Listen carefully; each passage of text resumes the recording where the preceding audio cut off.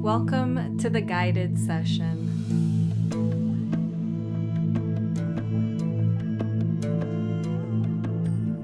In this calibration, we are going to be doing a Ra-Hoor Khuit pathworking. This particular pathworking was written by the author Phil Hine of Condensed Chaos. Please find a comfortable position and close your eyes.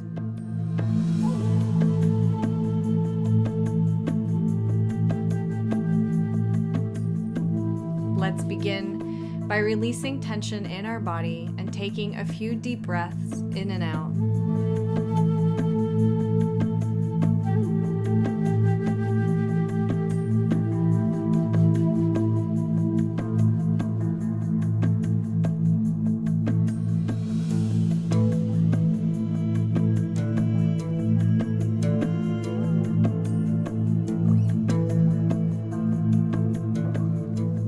As we journey through this pathworking session, simply follow along with my words and the music, and remember that you are always safe and you are always in control.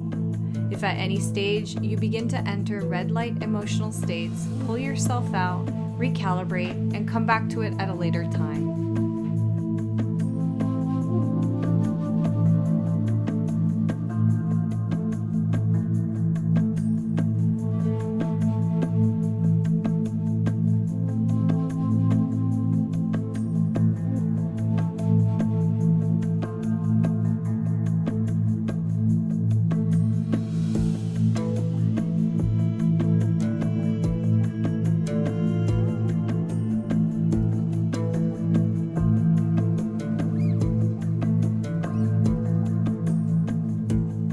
Take a deep breath in and hold the breath at the top for as long as you can. Feel the energy building and accumulating heat.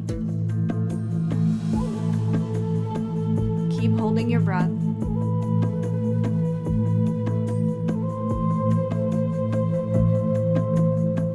And release.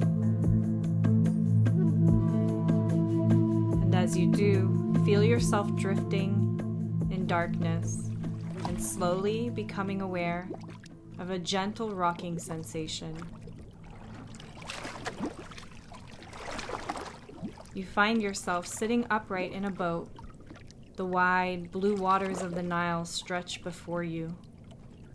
The sky is bright blue above your head, and you can feel the warm rays of the noonday sun about you. A cool breeze wafts through the sails as the ship drifts down the winding river. In the prow of the boat stands the tall figure of a man with the head of a long-beaked bird. It is the god Thoth, your guide on this journey.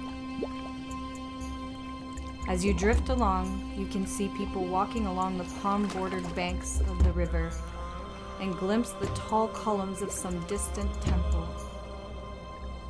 Ahead of you, rising over the dunes, you can see the apex of some mighty pyramid, your destination.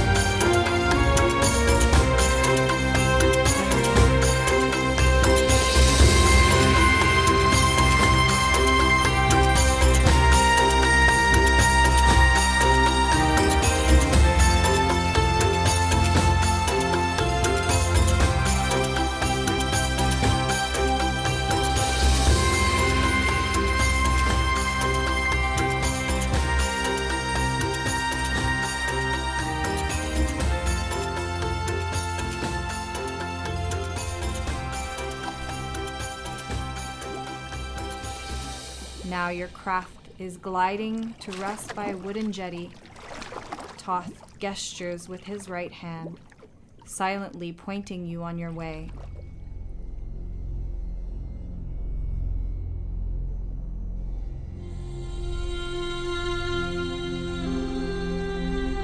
You clamber out of the boat, and ahead, you see the path to the pyramid, a stone-paved avenue guarded by a statue of the inscrutable Sphinx. You walk slowly towards the Sphinx and pause briefly, reflecting on its 4 magical powers: to know, to will, to dare, and to keep silent. For a moment, it seems that the Sphinx's stone gaze is testing your resolve, and then the spell breaks and you continue on your way. You walk slowly along the stone path, feeling the heat of the stones against your feet, until you reach the foot of the pyramid. The entrance is above you, high in the side of the pyramid, a dark, yawning archway at the top of a staircase of marble. You ascend the steps, feeling the rays of the sun against your back. You reach the archway and you see that it is decorated with the image of Khepra, the scarab beetle, who carries the sun through darkness. The archway is veiled with a curtain of purple flecked with silver. You raise your hands to part it and step through onto the other side.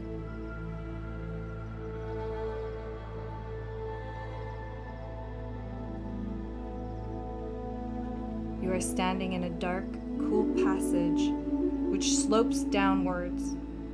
All is silent and still, and your breath seems to echo around the stone, so that you touch your fingers to your lips as if to hush the air escaping. Once more firm in your resolve, you begin to walk down into the bowels of the ancient tomb. Although the passageway is dark, you begin to see the way ahead, illuminated by a strange, starry radiance which dimly glows about you. You can feel the weight of the centuries pressing upon you as you walk, so that your own sense of time passing is clouded. It feels as though you have been walking down this passage for millennia. And then the starry glow reveals an archway ahead. A pair of scales hangs above it, the symbol of judgment. You pause for a moment, mindful of the fate of those who are tried and found wanting. Gathering up your courage, you step inside the archway.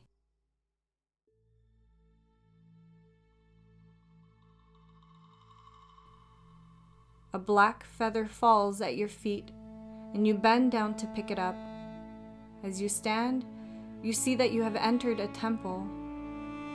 The temple has 4 square stone walls. The ceiling glows with the radiance of the night sky filled with stars.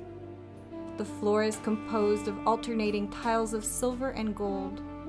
In the center, close to where you are standing, is an altar. It is shaped in the form of a double cube made of brass. Upon the altar is a small green cross and a single red rose.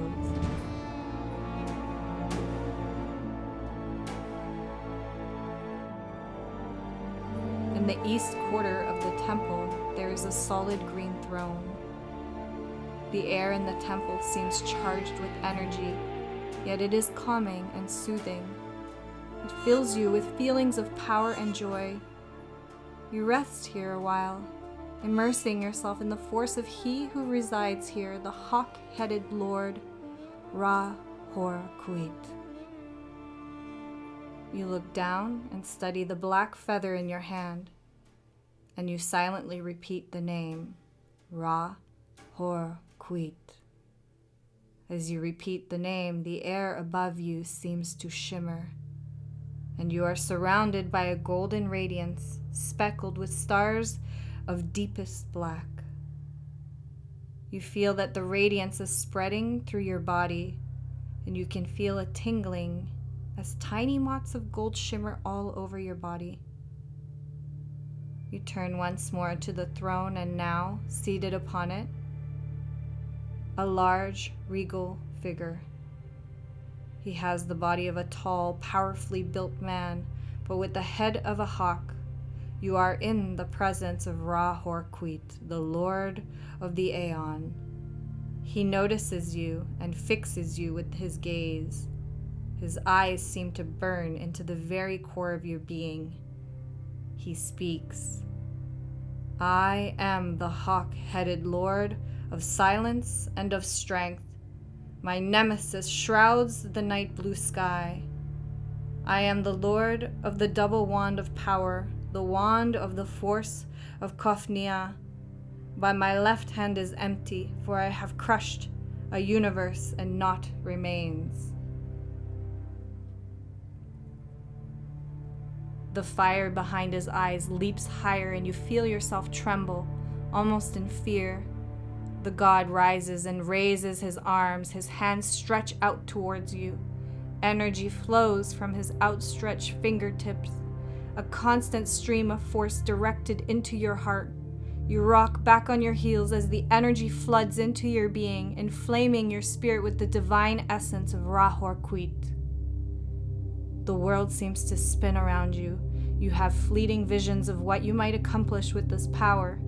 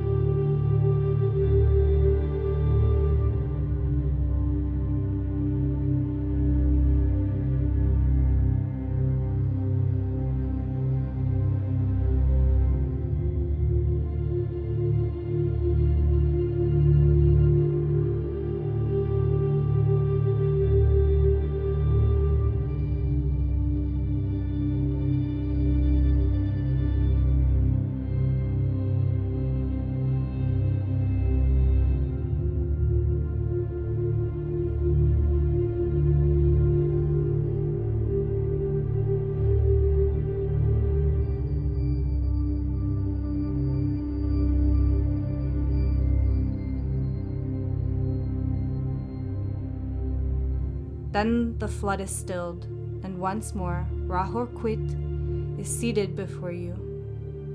A single star now hangs above the altar, the symbol of your aspiration.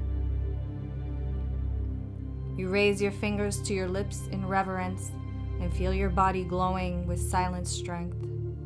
You can see now that each of the four walls about you has an archway in its center, and you realize that you are standing at the crossroads of the universe. You rest a while, preparing yourself to go once more into the world. You are calm, yet you feel the energy within as a leaping flame in your breast. You hold up the black feather and offer a silent prayer of thanks to Ra-Hoor Khuit. You feel yourself drawn into the golden radiance, and you are transported across time and space. There is a moment of blackness, and then, in your own time, you begin to stretch your limbs. and open your eyes. You have returned. As you go about the rest of your day, remember that you are now equipped with the power, the divine power of Ra-Hoor Khuit, that you have been at the crossroads of the universe, and that this is all within yourself.